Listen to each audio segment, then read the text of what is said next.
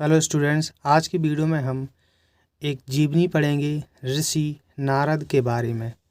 तो ये पुस्तक है, जब मैं कक्षा 8 में पढ़ता था तब मुझे पुरस्कार के तौर पर मिली हुई थी। तो ऋषि मुनियों की जो कहानियाँ होती हैं वो हमें बहुत प्रेरित करती हैं, हमारा अच्छा चरित्र बनाती हैं। तो चलिए, आज की जो जीवनी है ये है ऋषि नारद पर। नारद, ये संस्कृत लिखी हुई है, हम हिंदी पढ़ेंगे इधर से। अहो, ये देवर्षि नारद जी धन्य हैं जो बीड़ा बजाते, हरि गुण गाते और मस्त होते हुए इस दुखी संसार को आनंदित करते रहते हैं। देवर्षि नारद भगवान के उन चुने हुए पात्रों में हैं जो भगवान की ही भांति अवतीर्ण होकर भगवान की भक्ति और उनके महात्म्य का विस्तार करते हुए लोक कल्याण के लिए जगत में विचरते हैं।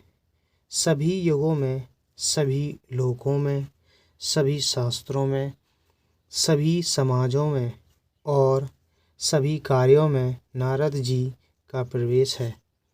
इन्हें भगवान का मन कहा गया है। ये भक्ति के एक प्रधान आचार्य माने गए हैं। इनके रचित भक्ति सूत्रों में भक्ति तत्व की बड़ी, आगे देखते हैं, सुंदर व्याख्या की गई है। इन्होंने प्रत्येक युग में घूम घूम कर भक्ति का प्रचार किया और अब भी अप्रत्यक्ष रूप में वे भक्तों की सहायता करते रहते हैं।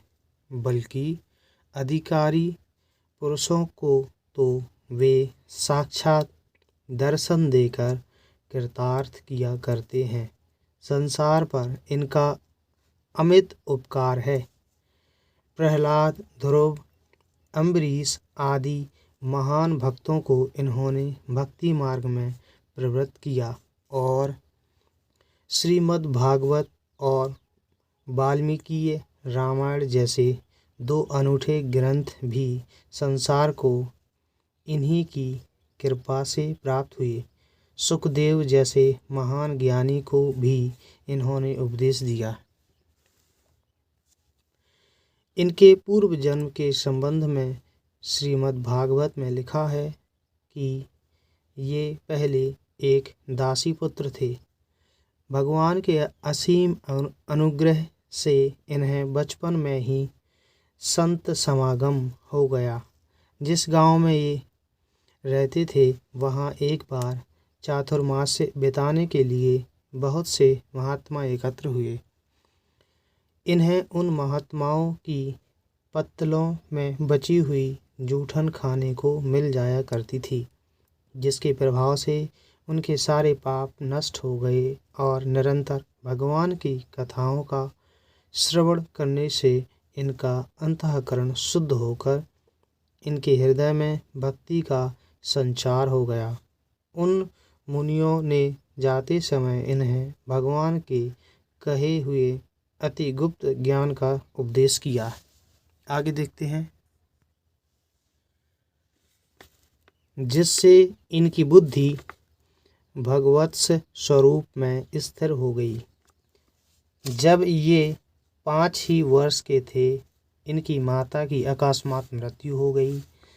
अब तो ये सब प्रकार के सांसारिक बंधनों से मुक्त होकर जंगल की ओर निकल पड़े। वहां जाकर ये एक वृक्ष के नीचे बैठकर भगवान के स्वरूप का ध्यान करने लगे। ध्यान करते करते इनकी वृत्तियां एकाग्र हो गईं और इनके हृदय में भगवान प्रकट हो गए। परंतु थोड़ी देर के लिए इन्हें अपने मनमोहन रूप की झलक दिखाकर भगवान तुरंत अंतर्ध्यान हो गए। अब तो ये बहुत छटपटाए और मन को पुनः स्थिर करके भगवान का ध्यान करने लगे, किंतु भगवान का वह रूप उन्हें फिर न दिख पड़ा। इतने ही में आकाशवाणी हुई कि हे दासी पुत्र, इस जन्म में फिर तुम्हें मेरा दर्शन नहीं होगा। इस शरीर को त्याग कर मेरे पार्षद रूप में तुम मुझे पुनः प्राप्त करोगे। भगवान के इन वाक्यों को सुनकर इन्हें बड़ी सांत्वना हुई और ये मृत्यु की वाट जोहते हुए निस्संग होकर पृथ्वी पर विचरने लगे। समय आने पर इन्होंने अपने पांच भौतिक शरीर को त्याग दिया और फिर कल्प के अंत में ये दिव्य विग्रह धारण कर ब्रह्मा जी के मानस पुत्र के रूप में पुनः अवतीर्ण हुए और तब से ये अखंड ब्रह्मचर्य व्रत को धारण कर भगवान की दी हुई वाणी को बजाते हुए भगवान के गुणों को गाते रहते हैं। महाभारत में कहा है कि देवर्षि नारद जी समस्त वेदों के मर्मज्ञ, देवताओं के पूज्य, इतिहास पुराणों के विशेषज्ञ, अतीत कल्पों की बातों को जानने वाले, धर्म तत्व के ज्ञाता, शिक्षा कल्प व्याकरण के असाधारण पंडित, संगीत विशारद, प्रभावशाली वक्ता, मेधावी, नीतिज्ञ, कवि, ज्ञानी, समस्त प्राणियों द्वारा वास्तु का विचार करने में समर्थ, बृहस्पति जैसे विद्वानों की शंकाओं का समाधान करने वाले, धर्म अर्थ काम मोक्ष के तत्व को जानने वाले, योग्य बल से समस्त लोगों की बातों का पता रखने वाले, मोक्षाधिकार के ज्ञाता, संधि और विग्रह के सिद्धांतों को जानने वाले, विधि का उपदेश करने वाले, समस्त सद्गुणों के आधार पर और अपार तेजस्वी थे।